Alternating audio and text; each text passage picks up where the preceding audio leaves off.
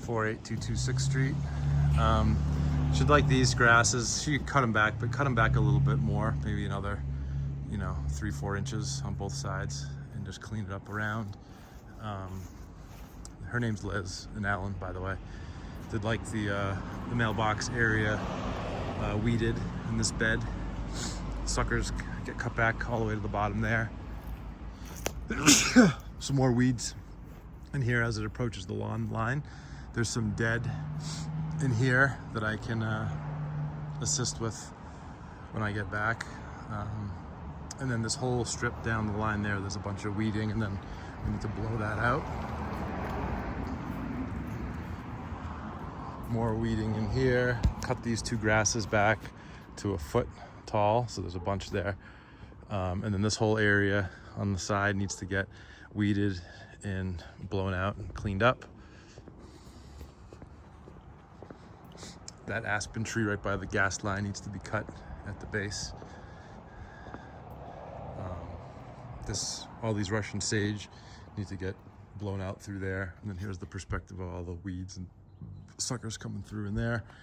Blow out around the garage, and then should like this cut back to a foot, and then let's just weed this quickly once. It's the neighbors, but she asked me to do it before she left.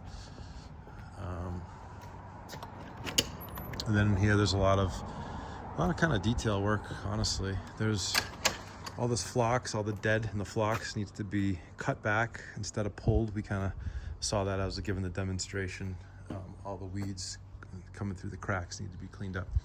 And then this plant this is Jupiter's beard with that little red in the top and a really kind of angular leaf shape. There's a bunch of dead around each of these plants, all through here, up through there, etc. So just cut all that back. You can pull what you can, but again, we tried, and it's going to be more of a cutback job. Then we've got these kind of more tall, limey green ones that look like they're kind of weeds coming through these ground covers, and then all the dead and these ground covers need to be cut back as well. Let's weed, clean up this back to let's make this area nice again so they can get through. Same with the steps.